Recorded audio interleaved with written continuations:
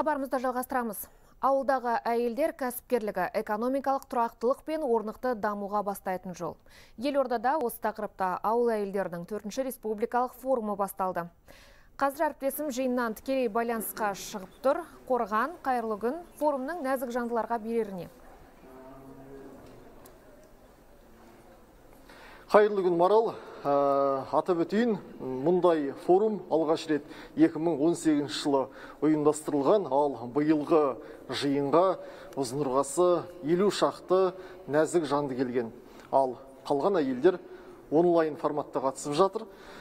Бүгінгі жиын барысында ауылдардан келген әйелдер, кәсіпкер әйелдер өздерінің жетістіктерімен бөлісіп, қандай да бір проблемаларын ортаға салады, оның шешу жолдарын қарастырады. Ал форумның ең басты жаңалығы бүгін республикалық байқаудың қорытындысы жарияланады. Яғни ірі компанияның бизнес идеяны қолдауға арналған грантының жеңімпаздары анықталатын болады. Ал енді нағыз форумның берері не болмақ? Бұл жайында қазір осы жиынды ұйымдастыру комитетінің төрайымы Майра Айсина ханымнан сұрап білейік. Майра Арапқызы, қайырлы күн.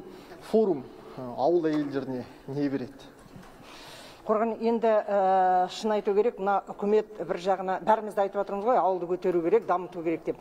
Енді мына мемлекеттің, үкіметтің міндеті сол жерде жағдай жасау, ал сол жерде тұратын тұрғындардың соның бәрін әрі қарай мынау беріліп жатқан қаражатты дұрыстап игеріп, жұмыс орнын жасап, өздерінің істерін дөңгелету ғой.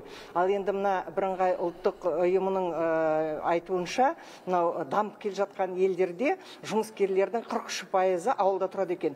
Бізде болса ауылда жұмыскерлердің 47% ауылда тұрады екен. Сондықтан енді әйелдерге жүгінбегенде кімге жүгінеміз?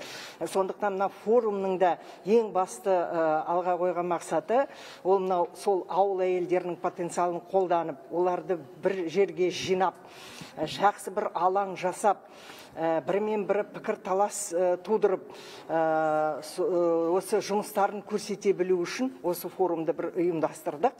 Және айтып кету керек, бүгінгі таңда ауылда ауыл шаруашылық қожалықтарының 5-тің бірін осы әйелдер қазір осының бәрін жасап жүр, бастап жүр. Және айтып кету керек, бұл форум тек қана кәсіпкерлік әйелдерді ғана емес, сол ауылда тұратын әйелдер қандай мамандар бар, солардың бәрінің осында алаңы. Себебі білім саласын алсаңыз да, әлеуметтік саласын, денсаулық саласын алыңыз, халыққа қызмет көрсету саласын алсаңыздар да, басты бөлігі онда кім істейтін? Әйелдер. Сондықтан соның бәрінің осы әйелдердің күшін бәрін бір жерден шығарып, бір адамдай жұмылып, осы ауылды көтереміз десек, соған атсалысып жатқанымыз. Форумның сәтті өтуіне тілектеспіз. Рахмет сіздерге. Құрметті көрермен, атап өтейін, әлі форум бастала қойған жоқ. Қонақтар енді келіп жатыр, ал залдың сыртында ауыл әйелдерінің көрмесі ұйымдастырылған, ауыл әйелдер жасаған заттардың көрмесі ұйымдастырылған. Міне, мына жаққа мойын бұратын болсақ, бірден байқауға болады. Мына шеттен бастап көрсетейік. Мәлібекова Сабира ханым, Ақмола облысы Қара Өткел ауылынан келген екен. Қайырлы күн. Қателеспесем, жылыжаймен айналысатын сияқтысыз. Осы ауыл әйелдеріне арналған әлеуметтік жоба аясында грант ұтып алдым. Сол грант арқылы осы теплица жылыжай салып, қазір қызымыз екеуміз осы жылыжайда жұмыс істеп жатырмыз. Осы өзіміздің өніміміз, мысалы, помидордан біз биыл 2 тонна помидор алдық. Огурциден шамалы болды, жарты тоннадай ғана болды.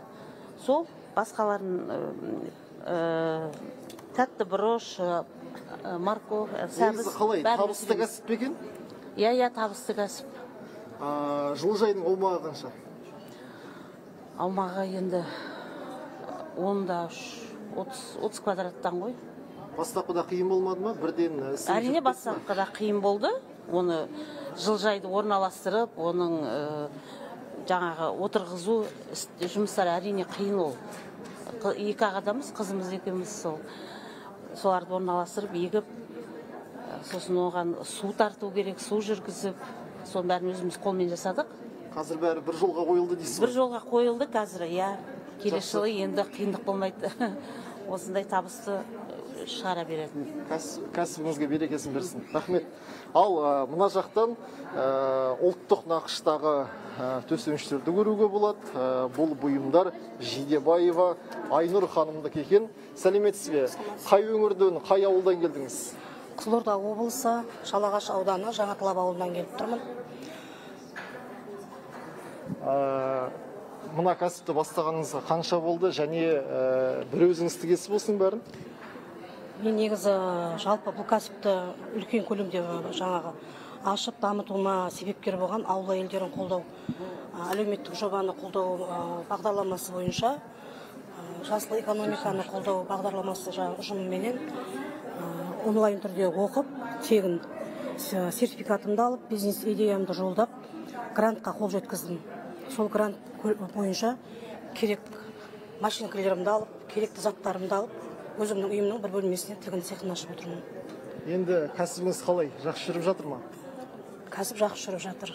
Отбасылық кәсіп деп айтуға болады. Табыс қалай? Табыс жақсы. Бір өзіңіз тігесіз асырауға жақсы жетіп жатыр. Бір өзіңіз тігесіз бе? Жоқ, өзім жанында 2 қызым бар. Солар қолғабыс етеді, үшеуміз бірігіп тігеміз. Жақсы. Кәсібіңіз өрге домаласын.